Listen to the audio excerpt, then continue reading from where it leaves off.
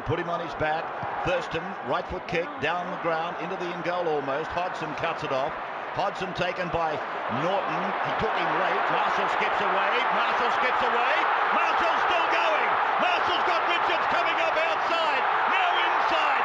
Richards pursued. He pushes Johnson away.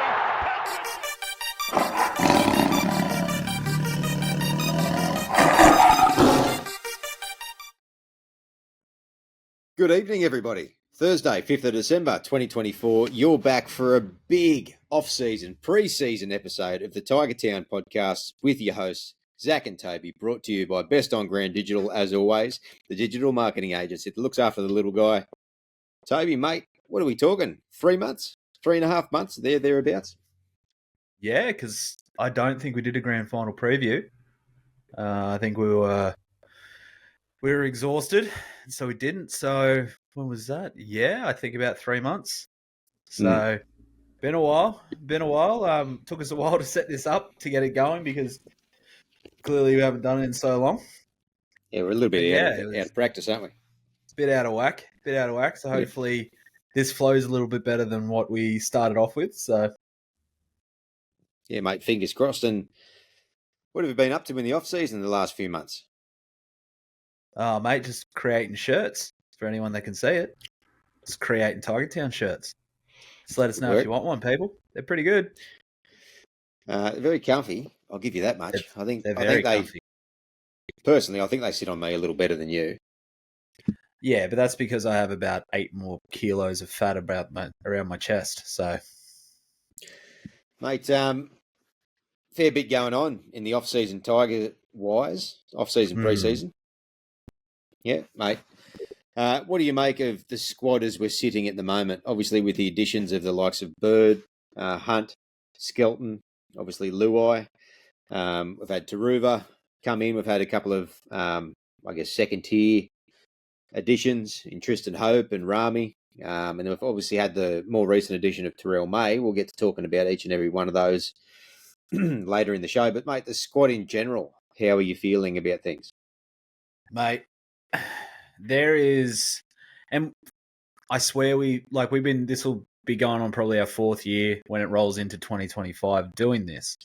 And I swear I say it every year, but there is this sense of optimism that I haven't felt. God, I can't even remember the last time I felt this. And it definitely feels different than what it has. And it has to do with who we've recruited. And it has to do with what we've done in the, behind the scenes and our administration and things like that. There's this sense of professionalism that I can't remember us ever having. And again, looking at that squad is like, we were talking about it last year.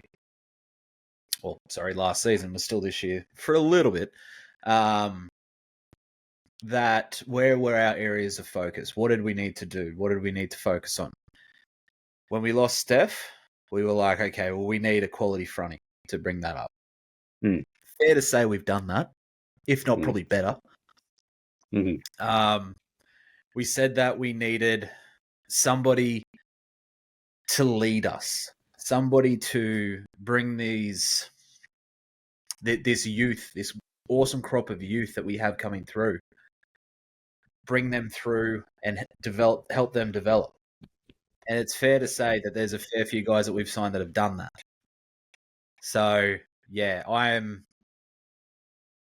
am extremely optimistic with what we have in store for 2025. Yep. And we'll get to talking about where you think the year's going to play out at the moment. There's obviously a fair bit of movement that has happened over the last 12 months. And will continue, I think, over the next 12 weeks as well. I think we're still going to see a few bits and pieces move and shift around a fair bit. Obviously, there was the ongoing situation with Jordan Miller, who's been let go for a series of indiscretions. Yep. I guess expectation-wise, Chris Van Notu's been what we assume is paid out of his contract. So he's going to go off somewhere else, I guess, and pursue other opportunities. And that obviously freed up a couple of top 30 spots. Bit disappointed about Farnutu. I think he had a lot to offer, but club's going a different direction, which is fair enough. There's the Bateman situation that's still floating around a fair bit, and we've also got a lot of talk around a series of players, whether we have a buyout from Sakuru or a Tumith, those guys on those smaller contracts and development style contracts in the past, which have been pushed into this top 30, taking up spots as well, or even that we've seen other names bandied around too, the likes of Bud Sullivan and whatnot. We continue to try and find suitors, I guess, for him, and with Atkinson just being signed by St George. I don't know how their depth is in the halves. I know that they've got young Cade Dykes there coming off an ACL, but I don't know where they go beyond Hines and Trindle, and there's a question mark over whether Hines stays in the halves moving forward. So, look, maybe Cronulla could be an option for Bud, but bottom line, I think that we're still going to see a fair bit of change heading into next year. My suspicion is we're going to free up 2 more spots, for better or worse, and I think Sione will obviously upgrade and slot straight back in there. But yeah, there's been quite a lot of changes, mate. And look, overall, the squad isn't complete in my eyes, and I'll ask what your thoughts are on that in a moment. Obviously, depth is still a big challenge for us. That next wave of people of players, juniors coming through that have had the taste aren't yet ready, and so there is still that gap there. So that's a concern. Obviously, we're very light through the rear of the pack, so lock and back row, we're very skinny there. I mean, we're looking at playing a safe half most likely at this stage if Bateman does indeed move on, which looks a near certainty in many ways. And then lock option as well, we've got a Jack Bird. It sounds sort of singing from the rooftops that seems to be the way that they're going to go at the moment. But, he hasn't played a whole lot of lock. There's a bit of doubt around his body and that sort of stuff too. So, look, we've got versatile options, I'm sure, that can fill those roles. You and I have spoken a fair bit about how in the past, Matamua looked like he had a lock on it coming through, heading into the 23 season, and has sort of fallen right off. And we've both liked what Sione's been able to do in the middle. Polle's played some lock, and obviously Twala's a third prop there at one stage too. There's options around lock, and similar with second row, the likes of Porter sitting in there as well, and even some suggestions from a few people that maybe a Tim Johansson might kind of fit that mould as well. Big, tall, rangy, good on his feet, good offload, might be able to slide out that way. So we've got versatile options there, but I think that moving forward, we need to be able to shore that up, and that next wave of second rowers at least coming through, your Phoenix Godnays and your Archie Duncans and these types, they're still a little way away. So for me, mate, it's probably depth and the back end of that forward pack. What about you? Yeah, see, I'm not as concerned about the back row as you are. I think that when he was even an option of us signing, I said that Bird was his position. I said he was a lock. I said that he's not fast enough to be he's not agile enough to be a centre anymore, especially with his knees, but he can definitely be that ball playing lock that we need. Do you see him as an 80-minute lock though? Because he's not getting any younger, and he's He even said in the interview he'll play 40 and come off. Yeah. No, I don't think so. But I think he will be the very similar, like at the back end of his career. If you remember how Glenn Stewart used to be that ball playing lock and then get a rest before the halftime siren, and then come back on. Yeah. After at about the 60th minute mark to finish the game. I think that's probably how it will be. And we often see. I was going to say, we often see those style locks too that aren't 80 or even near on 80, like your Isaiah Yo types. I think that game plans do fall away in that back 20 anyway.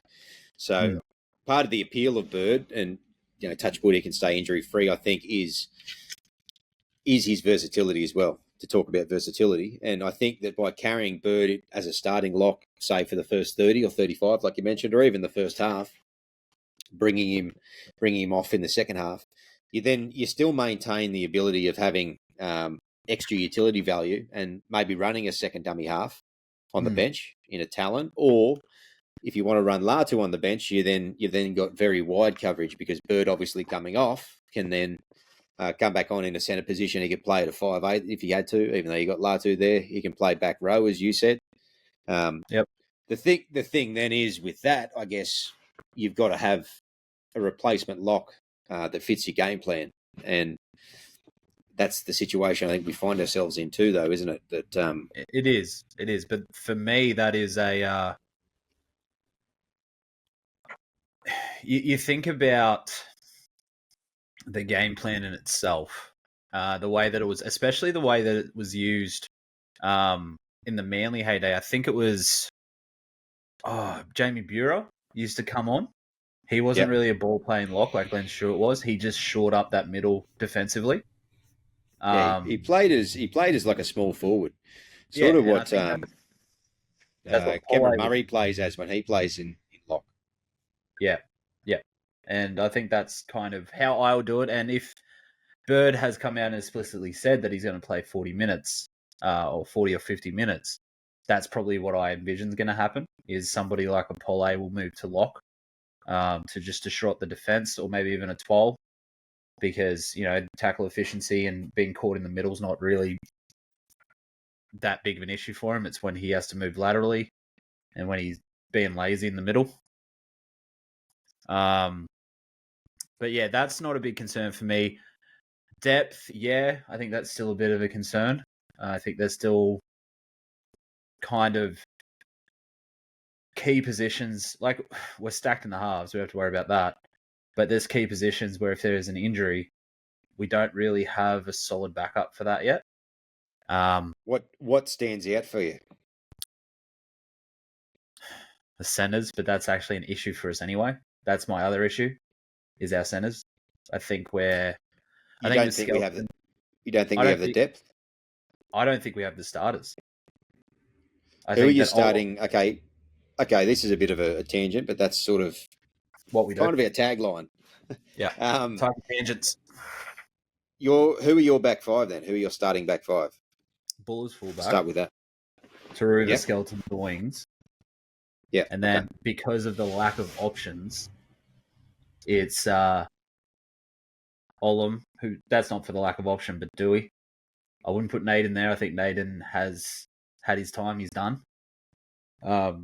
I think Stafford Toe is the other option as well there. Stafford Toe, I completely forgot about Stafford. Oh, I keep doing the same thing. Yeah, he was coming good too, wasn't he? I actually, and this is a very hot take from a fair few people, I would say, but I actually thought that in the small amount of minutes, in the small amount of games that he was able to play, he actually looked extremely dangerous. I know his defensive stats never stack up, but he barely played last year. But in the minutes I saw, it's like every game he came back, he got injured. But in the minutes he played, I actually thought he was going shit hot. Well, he was going shit hot back into 2023. He was one of our first picks. Yeah. So, all right, yeah. Okay, I think that maybe... That wasn't me suggesting Stafford. I was just saying that he's reminding. It was you reminding. The other thing I'll say as well around that is that if you look at the wing backups, with Taruva having some rumours about possible centre as well. Obviously, he's a ready-made winger, but there's some rumours about Taruva having a crack at in the centres. Is that our wingers or our backup wingers would be Leilani, and who I'm massively bullish on, and Staines. Yeah. So, look, if an injury crisis hits you, you do have players there to back up. They might not be superstars, but... Well, that's the same thing as the back row. You were just saying that as well. Not really, because I don't even think we have... If we lose Bateman, I don't think we have a clear and gun second row starter. Like Seyfarth is a bench utility, a bench forward utility. And he's good value, but it's Sukkar or Porter. Well, see, here's my thought process behind that too. Yes, we want to get Bateman, but I think the Rabbitohs don't have they apparently have the cap space, but I don't think they have the top 30. I think they are pretty close to having a full squad. I think they've got 28, and they just released Ilias as well. Remember? So I think they had 29. I thought they had 30, and they released Ilias. He's 29. I could be wrong. You might be right. I might be right. But either way, they've got space for Bateman. But apparently, yeah, but that's it. But apparently, they're going after Lodge and Smith. So, yeah, Brandon Smith. Yeah, I don't know if anyone knows what old Uncle Wayne's doing, but this is not the Burrow podcast, so fuck the Rabbitohs. No, but let me finish. Let me finish my thought before you butt in again. Too late. Yeah, I know. But let's say that my theory is correct, and they don't have the top 30. They don't have the space in top 30. Get a straight swap for Tallis Duncan. I mean, that's good in theory, but do you reckon they would do it? Well, that he was getting less and less minutes at the back end of that season. So again, you don't know what Uncle Wayne's doing. So no, you don't. I suspect that he's pretty highly rated because he's a great young player, and he had a few starting roles at the back end. Oh, look, if that name was something that they'd be willing to discuss, you do it 8 days a week. That's I think that's pie in the sky stuff. But stranger things have happened. Yeah, well, in our chat, you said that Buckley's getting Tyrell May. So, did I? You did. Yep. Might not have said Buckley's, but you definitely said there's little chance. When did I say that? Oh, I can send you the screen. If people want to see me get the screenshot out and show you, I can show you. No, I think it's best you don't share the inner workings of that chat, mate. Yeah, no, I don't think either of us need to go to jail. Hey, I like staying on the airwaves. All right, so, mate, overall, looking for a grade for recruitment. So we talk December to December, basically 12 months. In the last 12 months, we went through the names we've added. We all know the names that we've added. I'm going to throw in there as well 2 key re-signings in Hamasi Makasini, who, you know, that everybody now might have heard his name based upon the stories that came out around it. You wait till you see him play. If you've never seen anything of Hamasi, you wait. He is a special player. He has been likened to 2 of probably the best centres that ever played our game, modern era-wise, in Greg Inglis and Israel Folau. Yeah, with a little bit of John Alamu in there for good measure. He's his own player, but yeah, he's an absolute specimen. And another one who was really highly sought after, and one that I know that a few people were a little bit suspicious or pessimistic about re-signing, which is Fanua Pole, which is a huge re-signing as well. So we'll throw those 2 in there. Let's go through the list. I'm going to forget a couple of them. Taruva, Luai, Skelton, Royce Hunt, Jack Bird, and Terrell May. Who have I forgotten? When May got signed, that went from an A to an A+. A+? Yeah. It was almost like, in a pinch, Jack Bird was regarded as one of the best centres in the game. We know that centre was a position that I was focused on. We lost Steph, who, by all accounts, was checked out and didn't really play his best year last year either, to a guy who I think he might be a year older than Steph, but he has so much more potential. I think that everything that we have identified that we need to improve on, we have in a great way. So I'm going A+. I can't fault any of the signings that we have, except for the fact apparently we're in talks to re-sign Seyfarth, but hopefully that's just as a cover position. Oh, look, Seyfarth definitely fits in a squad. Like, he fits in numbers anywhere 20 to 30 most days a week, I reckon, at most good clubs. As long as he continues his upward trajectory, we all know. You have changed your tune about him something chronic. Well, he's improved slowly his stuff, something chronic over the years. So credit where credit's due. If that player continues to improve, we all know. We've wrapped him plenty of times before, some incredible stuff he's done. Anyway, A+. I think it's important to remember that we're not saying, and I'll say A, I'll agree with you. But I think that it's important to remember that we're not saying through an A that the squad is complete and this is a premiership contending squad. What we're saying is, if you look at where we were 12 months ago as to where we were now, is there much improvement we could make? Now, Papali'i is the other one as well that we want to mention is a loss. But this is when did he go? Was that earlier this year? Earlier this year, yeah. It was, yeah. So look, and possibly Bateman as well. And I think across the board, as you said, we've plugged our holes better, and I think we've gained a lot more value from it. If you look at the halves at this time last year, where we were sitting, heading in, and we had the likes of Caesar and whatnot. We'd barely had Galvin on the radar. Latu hadn't played a game for a while and still was a kid himself. And then we'd signed Bud Sullivan on this big long contract. You look across the whole side, and we know that there are still a lot of spots being taken up by young kids that probably won't go too far. And there are still areas that need to be addressed. But in your wildest dreams, could you have imagined that we'd be fielding a side that we've got with the names that we've got on board in the space of 12 months? No. I don't think you could. And that includes the Luai signing, everything that comes with that. I think it's pretty hard to give them anything less than an A, really. Yeah, and 100%. And even our harshest critics are still saying this is an A+ recruitment, or just an A, at least an A recruitment season. Yeah. Because, and again, like, I can't remember when this many quality players have come to us in one hit. I can't. So, before we go into before we move on, I do want to mention one thing. We mentioned Tallis Duncan.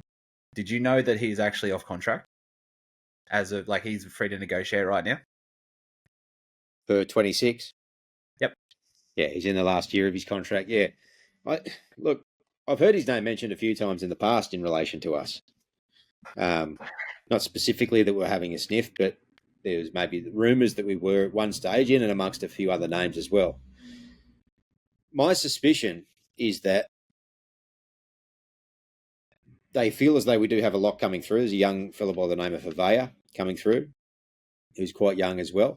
Another couple of options as well in the juniors that the names escape me at the moment. I will say, in regards to all things juniors, if people haven't, this is a free plug. If people haven't hopped on to West Tigers Faithful's summer series, the depth that they've gone to on the junior systems at the moment out of the Tigers is unreal. So get on, listen to a couple of those episodes, and they'll be able to really hone in on the junior stuff. So my suspicion, mate, around that is that Richo's come out and said they don't really want to block stuff. They don't want to block the pathways of their juniors. But I suspect that a couple of the lock options that we had in and around the area haven't really kicked on, and that's the likes of Matamua a year or two back, and he's still around the area. He's still on the scene, and Kit Lee as well. He made his debut in 23 in that last match with Folletti, if you recall, and last year he had a really down year. Just didn't play good footy. He didn't come within. He was in my starting side at the start of this year. Yeah, not my starting. He didn't come within Kui in the end of the first grade side again. So a couple of those options. It's interesting to see. So whether they buy over the top of them or whether they continue to develop them, they are both still quite young. I think Matamua was 21, 22 this year. So he's starting to get into that age where he should be poking his nose through. But Kit himself still only 19. So, it could go either way. I mean, it depends. Do you want to win now? I think the way that we've started to recruit, I think that we've carved 6 to 12 months off this rebuild, quote unquote, because we're always in for the long build. So, interesting to see. Absolutely. Look, we're not Nostradamus. We can't predict anything, but look, I'm still standing by what I said at the start, where I am. What's the word I'm looking for? I am just not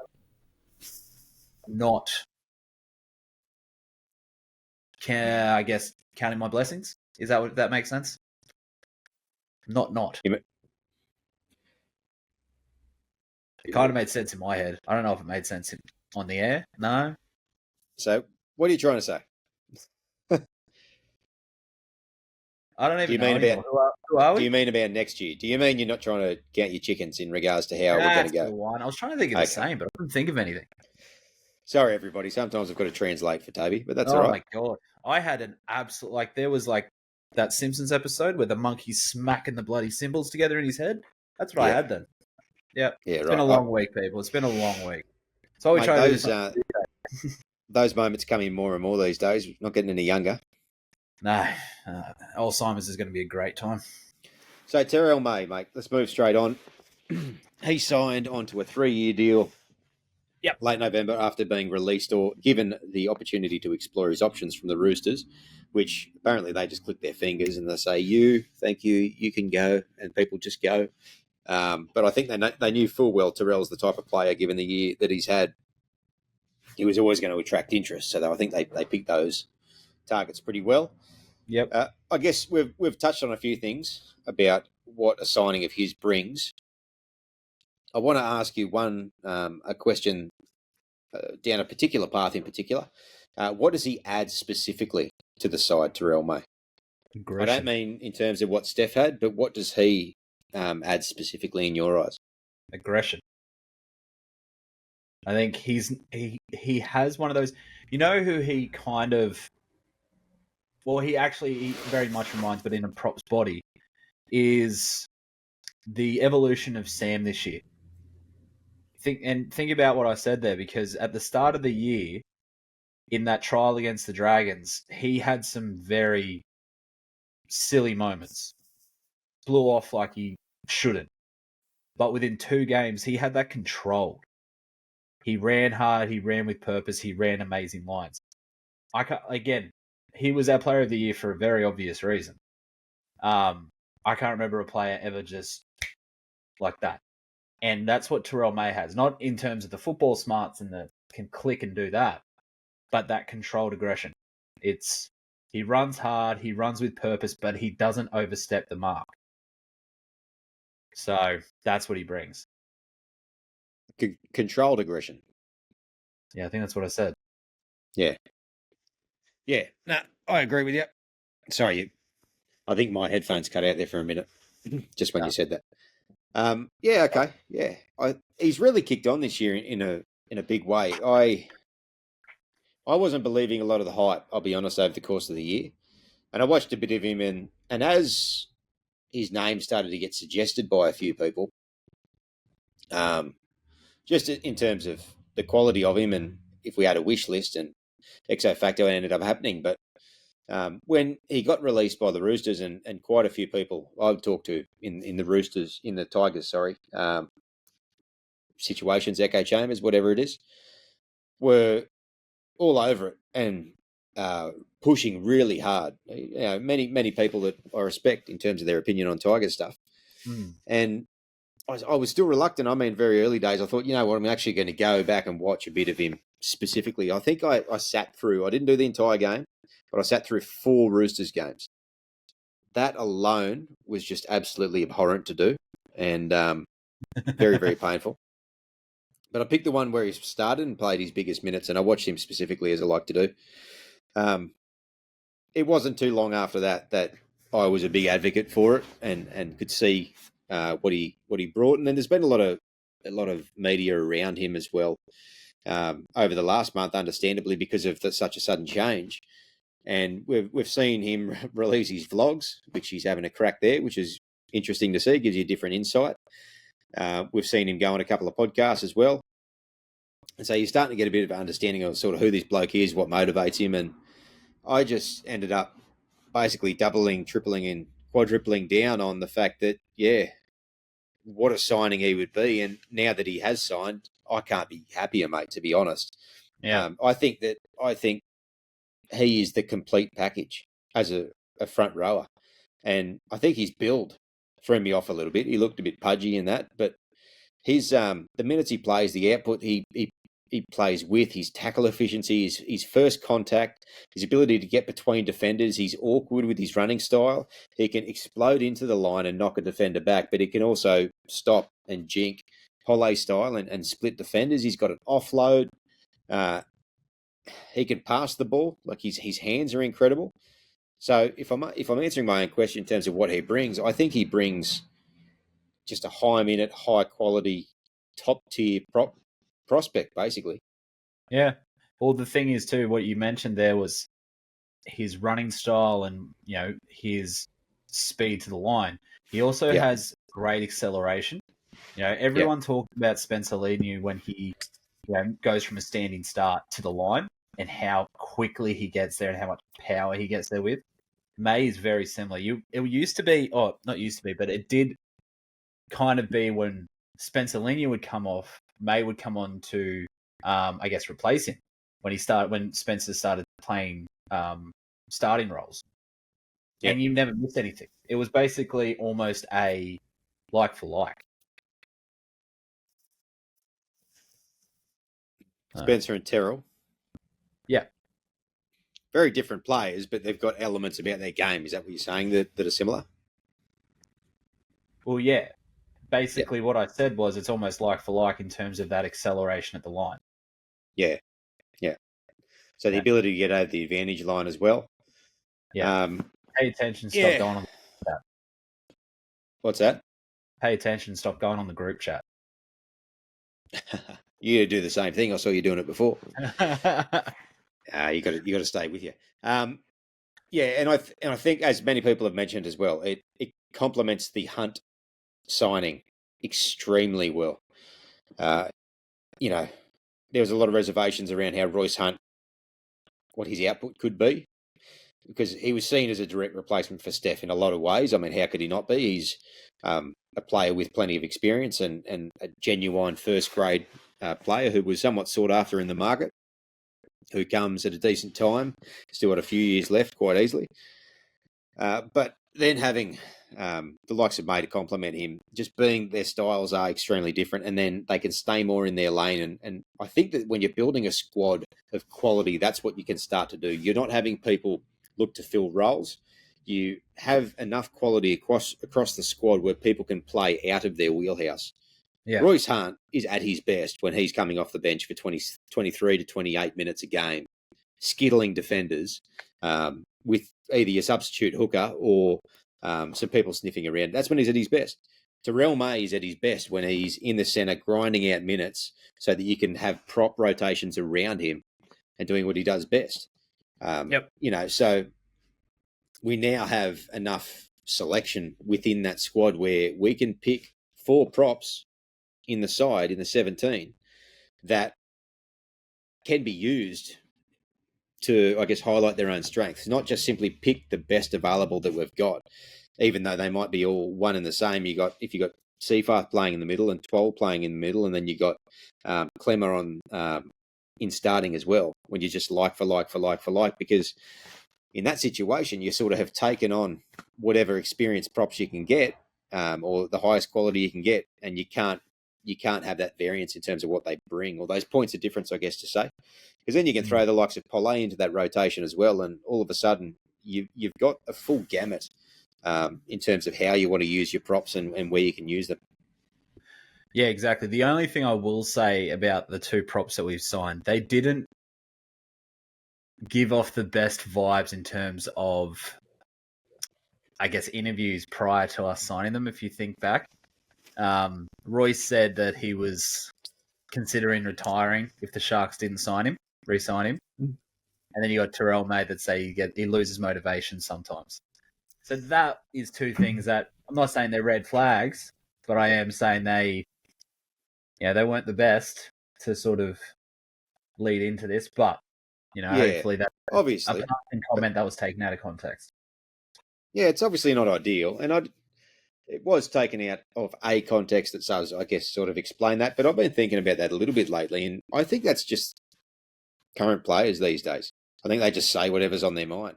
It hasn't just happened for the Tigers. If you remember when Philly Army Fafita and Moses Sully both went from Manly to the Dragons, they basically came out on camera and I didn't really want to come to the Dragons. Jack Bird, in an interview on the weekend, said, in part tongue in cheek, why the Tigers? Why'd you come over here to try to help build this squad? And he's like, well, first of all, the Dragons didn't want me. There's, I think that whether it's just pure a different way of approaching this sort of stuff, or I don't really listen to their PR teams.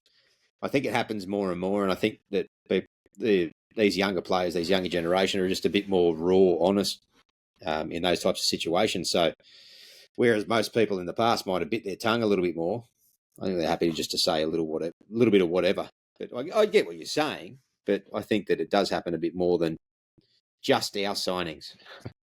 Yeah, and that's Appy's true. a good example too. Appy made those jokes, and Ice. Yeah. So, All right. So Fanua Pole re-signed as well mm-hmm. for a that couple was a of big years to one the end that of we were 2027. waiting for. Yeah. That's I think that's a huge piece, particularly with Melbourne looking at him quite heavily. Obviously, he's from Victoria, and Yep. And his younger brother, Sully Pole, is a big fella as well, who plays down there in their, I think it's SG Ball last year, I think. So he might be moving up into Flegg or whatnot. Yep. So, yeah, there was obviously a fair bit of pull down there. And Suafalongo is his best mate, or one of his best mates, who obviously is down at Melbourne too, at the least at the moment. So it's a good get. We've now got Pole until he's sort of going to start pushing into his prime years. We've had him through his development years, and yeah, I think that he can just go to the next level in the next couple of years as he really matures into probably a starter, I'd say.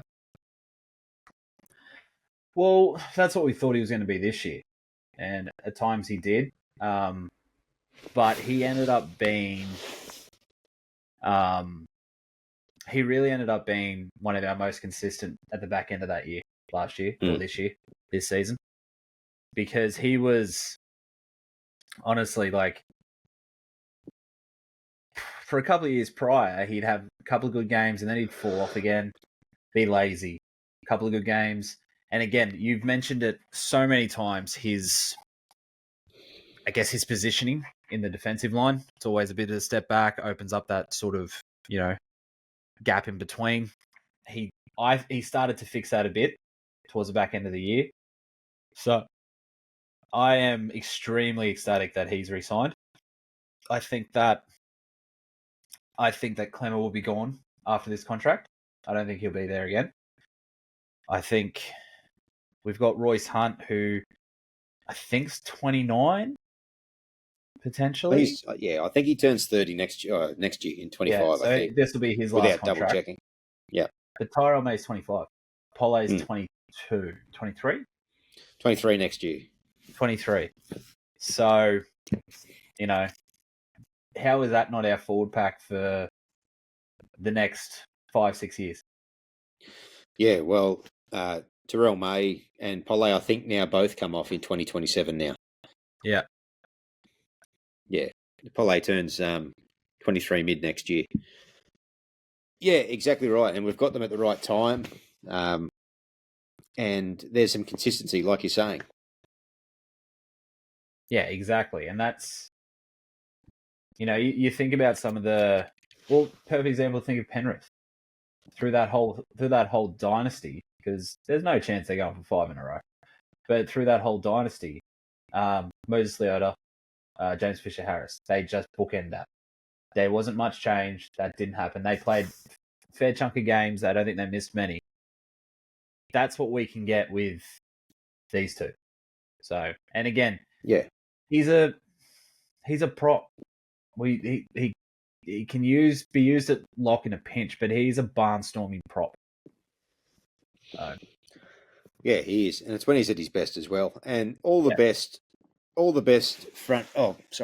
teams, I guess, in the modern era, in the last 30, 35 years since the 90s, early Winfield Cup days, the best teams have always had a killer front row pairing.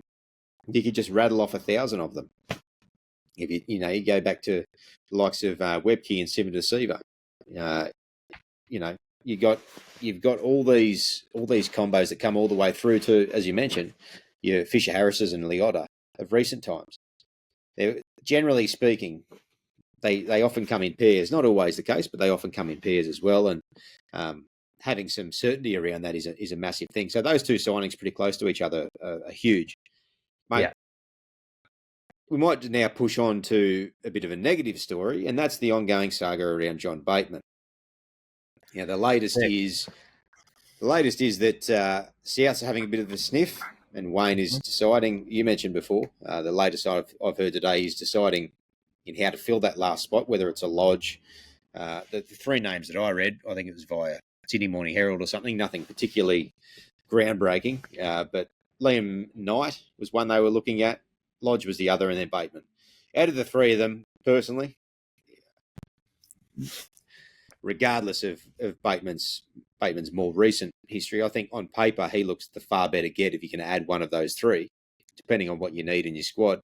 I think up front, do you think Bateman will beat the West Tigers by the end of January? No. Here we Souths? go. More likely. I don't know if there's anyone else sniffing around. He won't go back to the Super League because his wife's got a career in Sydney. Yeah. More than likely, Souths. I think there's the option. Pretty certain the Eels have some spots available as well. So. Okay. Didn't really consider the Eels, but they've always been a bit of a junkyard for wayward second rows, haven't they? Sean Lane and Kelma Tuilagi and Bryce Cartwright. They've had a few of them, and they've got some good value out of them, to be honest. Cartwright found a new lease on life. Madison was the other one, I guess.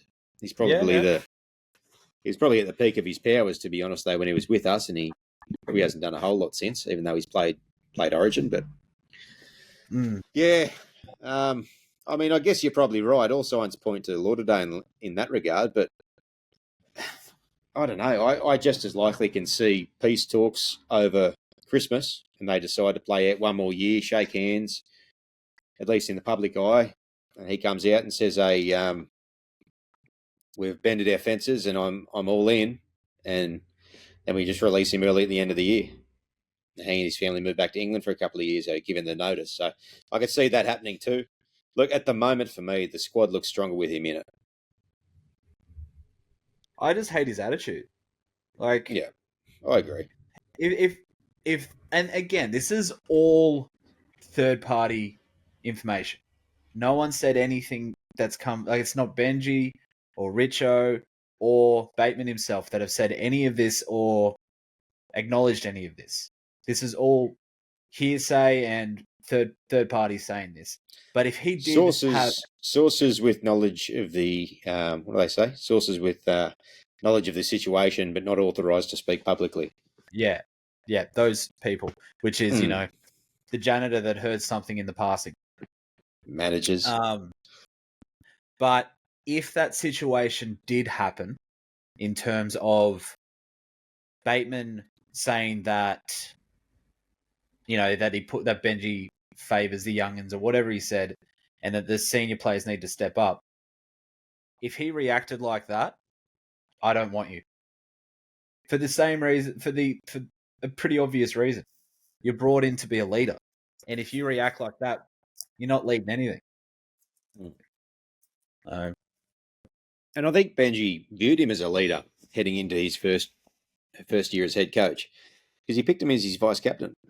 Yeah, that's right. He did, didn't he? Yeah. Your job in that situation, like it or not, agree or not, is to get in line. Benji's the boss. He's the coach. Your boss at work, whether you like him or not, whether you like the way they're doing things or not, by virtue of the fact that they're your employer, they can hire and fire you in a lot of ways. You get in line and you do your job. You do as you're told. Right. And a mature footballer, to your point, would knock on Benji's office and ask to have a chat and express his concerns in that regard. And somebody who's more mature will cop the ego hit. So if John did get singled out, on occasion, and senior players were getting singled out, guess what? You're on senior money. And with that comes senior experience and senior expectations. Yes, he's not going to blast some of our gun up-and-comers that he's just getting a taste of first grade, that haven't been in the game for over a decade, who he wants to keep on side and doesn't want to hinder their development. It's very strategic, and you cop that hit on the ego, and you say, yes, sir, no, sir, and you show the young guys how to receive feedback. Yeah. And You don't that, sit there that and takes throw a your bit toys of out of the cot. yeah, that shows a bit of emotional maturity. I'll say that with full regard that we don't know the ins and outs of the situation, and Yeah. by the same token, that's probably a miss from Benji because you shouldn't be doing anything to get any players offside, particularly players that are seasoned professionals. Um, you know, as much as Bateman's output hasn't been, we haven't liked as much as we would have hoped, I guess. In some ways, he's had some good and some bad, but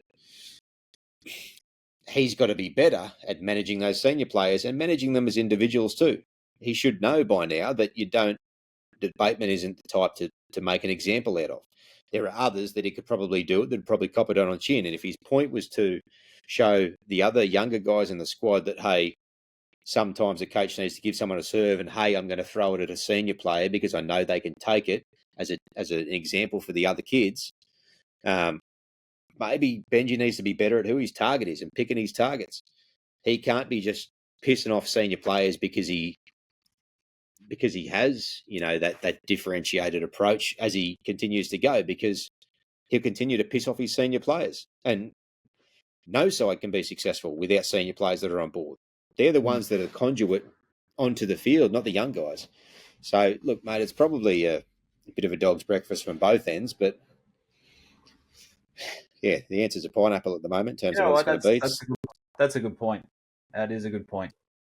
It's regardless if you're a senior player or not, you should be treated with some form of respect at all times. And so, if you don't do your job, you got to get a cert. That's the end result. It's just like, but if you're using it as an example, it's going to piss off anyone. For my job, if I'm, I lead a team as well. If my manager decides to, tell me off. Sorry, I was moving away from the microphone. Apparently, if my manager decides to tell me off, ASMR now, I can do that. Yes, okay. No, thanks. Don't. We want people to come back. You want people to come back and listen? Okay, that's fair. Yeah, if he wanted to use an example, I wouldn't take that kindly. But if I didn't do my job, he's not going to sit there and have a go at my staff. He's going to sit there and have a go at me because I'm the one that leads the team. Yeah. So, it's one of those instances where, not knowing the situation, we can make our assumptions and we can speculate all we want. But if you look at both sides of the coin and just play defense, Benji could have done better. Bateman could have done better. Who wants to be a man and either move on or shake hands? That's the other side of the coin too, is the more mature one in the situation would be extending an olive branch. And who knows, maybe one side or both sides have, and they're not reciprocating. We don't really know. It seems pretty damn untenable, I'll tell you that much. And so it seems in a lot of ways inevitable that they'll part ways, and probably for the best. But if they're looking at spending $400,000, or sorry, his contract was cut back to around $600,000, so $300,000 to get him off the books for the next 2 years.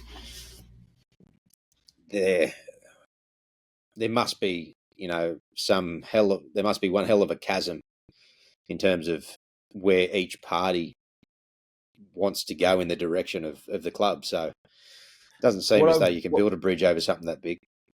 What I will say, Bud, is when he left and everything came out, he was the one that was being immature through his socials.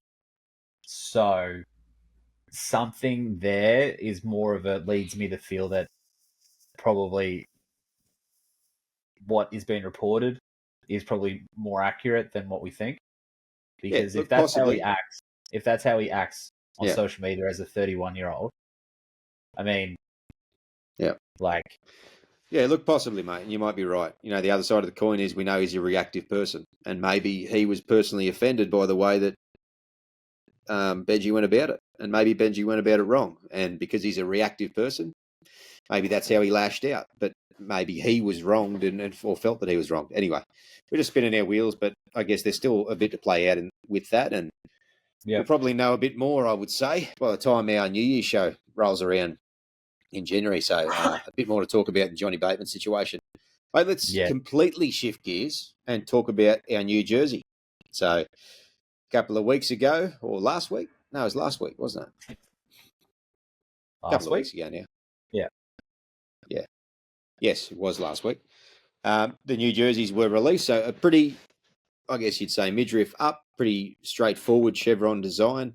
You've all seen them by now. But then, obviously, from the sort of sternum down, particularly on the sides where the obliques are, a bit of an homage to our 2005 premiership winning season and jerseys from then. And obviously they got the honeycomb pattern weaved into that as well. The way that they keep talking about that, and today being Thursday, but obviously this is released on a Friday, they released another article about pre-orders being available. And I think you cheeky devil, have snuck in and got one. I already got one. I don't think I'll be far. I don't think I'll be far behind you. They did the orange, talk a little. The orange, the black. No, I think I want to get the orange too. That'll be the same as me. I'll look far better, so it won't be the same. But the point being that, in the article they made another point several times actually about adding elements of 2005 to this jersey specifically. So I do actually wonder if into 26 we will keep the same jersey, but it just won't have the same highlights on the side, specifically being that it's a 20-year celebration from our 180 premiership. In our third overall, final. Yeah, don't open those wounds up, mate. Overall, you're obviously a lover of the new jersey. You pre-ordered the day it came out, so everybody's seen it, I guess. You're a fan, though? Yeah, I'm a fan. Yep. I am definitely a fan. I haven't been a fan of the jerseys for about 3 or 4 years. I really haven't. So I haven't really bought one. I bought one last year, the old Scando one. So I bought that one, but I haven't bought one for a while. But I like these. So, what do you think about the reveal? The big painted on the turf, draw the curtain back. It was another instance of us just showing a sense of professionalism. Absolutely. They got all of this. They got all of the people with power up, had an event, had everything like that. Pepper Money, obviously, leaned into that. Another big major sponsor came on board. It just showed another sense of professionalism to me. Whereas, if Pasco and Hadji was still there, it probably would have been maybe a barbecue with people. No pun intended. So. Yeah, look, it was, and they made a big deal out of it, and they built it up pretty well, and they did pretty well. I think they missed one trick. This would have been perfect. And tell me at the end, this isn't perfect. You remember the teaser ad that they introduced where they were throwing it around to the players and you couldn't really see it? Yeah. At the very end of it, Appy has it and he throws it at the camera. Yeah. The reveal day, the first thing they should have shown on the big screen and released on their media was the shirt coming out, Luai catching it, putting it on and revealing it. Yeah. No, you are 100% right. That is they missed a trick, mate. I would search that on Pornhub every day. Maybe we could make like a deep fake or something with it.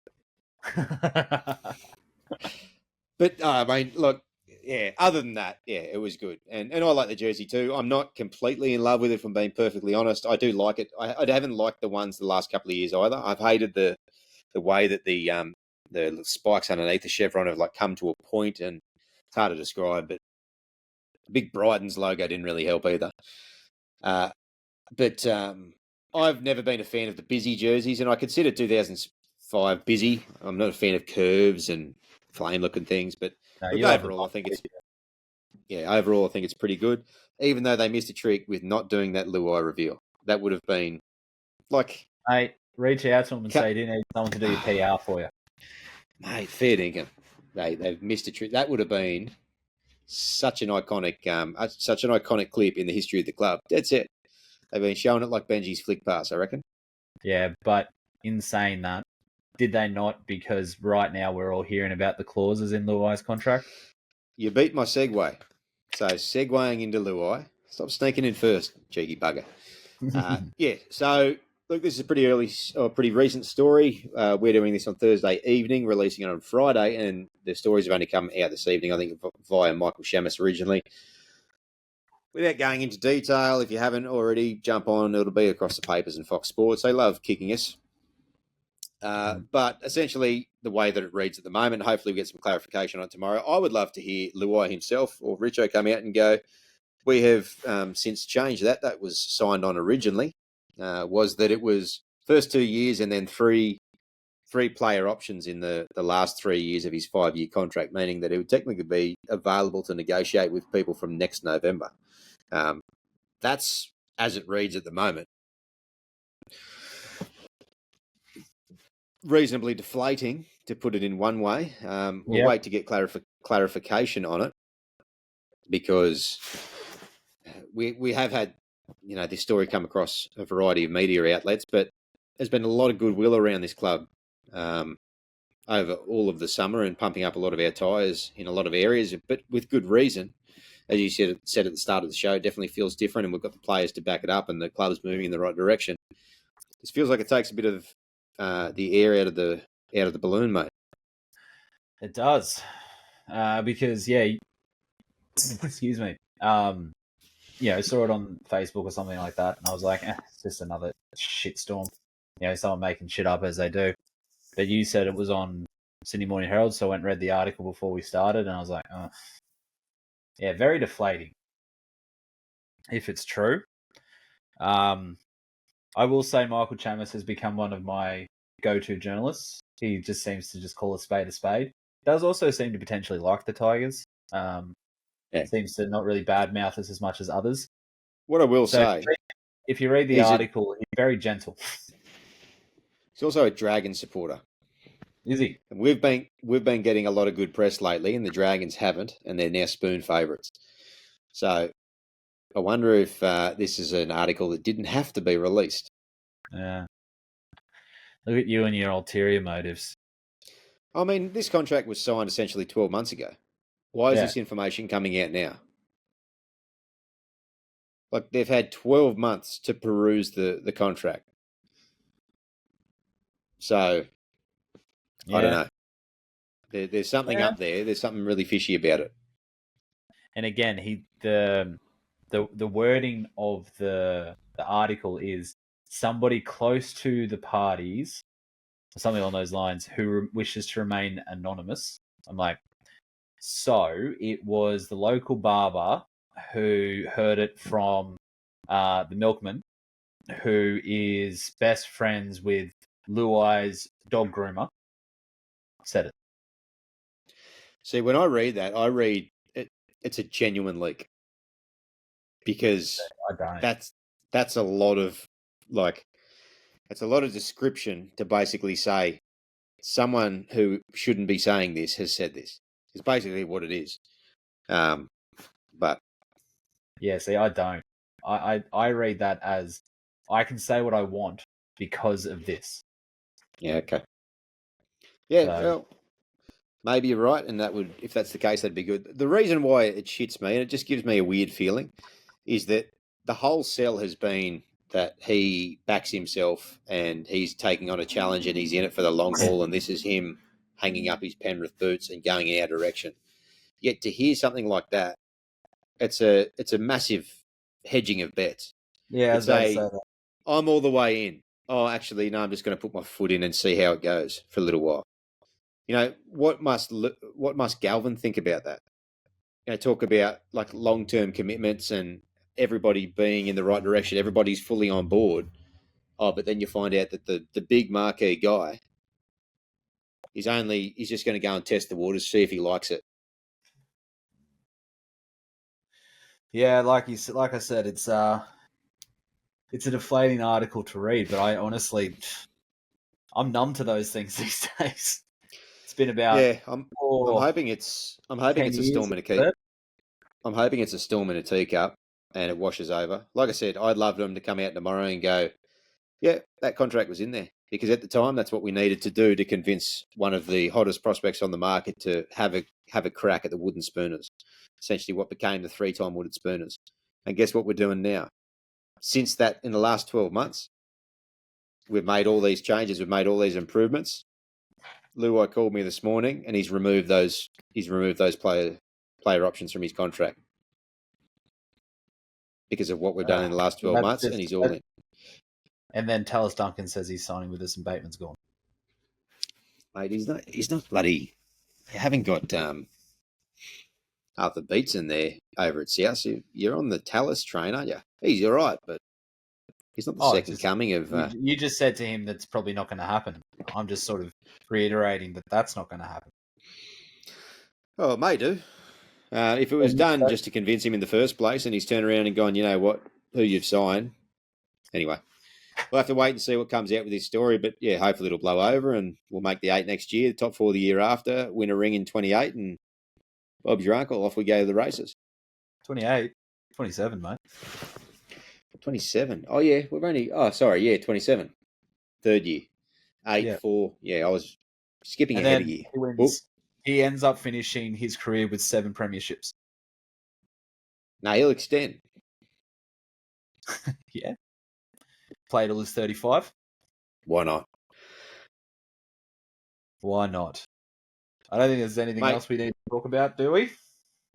At this stage, I reckon we've just we've run through about everything that we've touched on over the off season. At this stage, I'm sure we've still missed stuff. There's been a bit that we've missed in the last few months. Yeah, in 3 months, a lot's happened. So we won't be having as long a break this time, obviously, but we're going to most likely sail off into the sunset unless something drastic happens over Christmas. Thanks, everybody, for tuning back in and being patient with us over the off-season. We did decide before we think, what is your outrageous prediction? Was that what you called it? My outrageous too early prediction. That's it. Outrageous too early prediction. Well, you go first because you had yours ready to go on the tip of your tongue. I had mine locked, stocked, and ready to go. I've got Luai for Dally M. Luai for Dally M? Yeah, okay. Swinging for the fences? Fuck yeah. He'll get a Dally M, and then all the clauses will be gone and he'll be re-signed for another 6 years. Okay, rightio. I've got 2. Okay. These are the too earlys are always bold, like our bold predictions for weekly matches. They've got to be bold. We're going to finish 7th. Whoa, I like that. And Terrell May will play Origin. Well, that doesn't sound too bold to me. I think that was close to happening last year as well. There's a fair few decent options in our front row stocks for New South Wales. He'll overtake Steph. Steph won't get picked. Steph didn't get picked for the last 2 anyway. Yeah, but he won't get picked. Terrell will buy. Yes, well, that's where I'm at the moment, but things might change over Christmas and a couple of eggnogs. How's this? We finish 7th, Storm finish 6th, and we play each other in the finals. That'd be good. Or we beat Penrith and knock them out. Oof. There's a lot there that goes with that, isn't there? Mate, first pod back, we're already delirious and we're only an hour in. We should probably look to wrap it up. Yeah, look. Didn't know what we were going to talk about tonight either. We knew we had to get something out there because a lot had happened, but didn't know whether it would be a quick... Well, we didn't know whether it was going to be a quick one and done, but we ended up pushing it over an hour again, as we always do. So we always think it's a quick one, but there's definitely a lot to get through. Yeah, as I said, as I was saying before, thanks to everybody for being patient with us over the off season. This is the way we tend to go. We put a lot into the show over the course of the year, and we love doing what we do, but like a bit of downtime too, and gives us a chance to sort of refresh. And I don't get away from Tiger stuff. I'm into it every single day of the year, I reckon. But I think you message me every day with a potential update. Yeah, but if nothing else, it gives everybody a break from our voices, which I know that you appreciate so much. But thanks once again for your support. We do love having you all here. Next year, we're going to have another beauty as well. Looking forward to another great year on the pod. Mate, we're going to be back January, and we're going to have a bit of a conversation about a few things. You know, we're going to see hopefully what's happened in the Bateman department, and we're going to start talking more pre-season and trials and what squads and teams might start to look, combinations, that sort of thing, as those things come to light. Yep. Sounds amazing. As always, you can find us on Spotify, Apple, YouTube, Instagram, and Facebook. We often share our bits and pieces on there, share our links on there as well, any rumours, that sort of stuff as well. And great place to have good conversations. If you're not liking or following us on any of those platforms, make sure you get on over and do so. West Tigers Media, we always recommend. West Tigers podcast and the West Tigers Faithful podcast. As I mentioned earlier, the boys on the latter did a big summer series, and they had some awesome episodes on there. And West Tigers podcast have been dropping quite a few good little episodes to keep us busy over the off season as well. I've been listening to quite a bit of that, mate, while I've been on the tools. It's been unreal. But we're back. We're back, and we're glad to have our hat back in the ring again, even if it's just a single show heading off into the Christmas break. Thanks again to our sponsors, Best on Ground Digital, supporting us as always. Great folks over there. Anything digital marketing related, they've got you covered. Best on Ground Digital, they will not steer you wrong, mate. That's about it. That's about it for officially. Again, unless there is some absolutely drastic news we need to jump on the blower for and get back on the mic. This is the last show for 2024. Yeah, it is. So we'll be signing on in 2025 next time we pick up the microphones. That's right. And that'll be a new year, a new jersey, a new squad, a new position on the ladder. A New Hope. They should name a Star Wars movie after that. Yeah. I think they did. Ladies and gentlemen, thanks again to everybody once again for tuning in and listening. Love the support as always. Like, comment, all that sort of stuff. Let us know how we went. Let us know if we were a bit rusty. I think personally I was a bit rusty. But as always, have a wonderful Merry Christmas. We'll see you in the new year. And go the mighty West Tigers. Up the Tigers.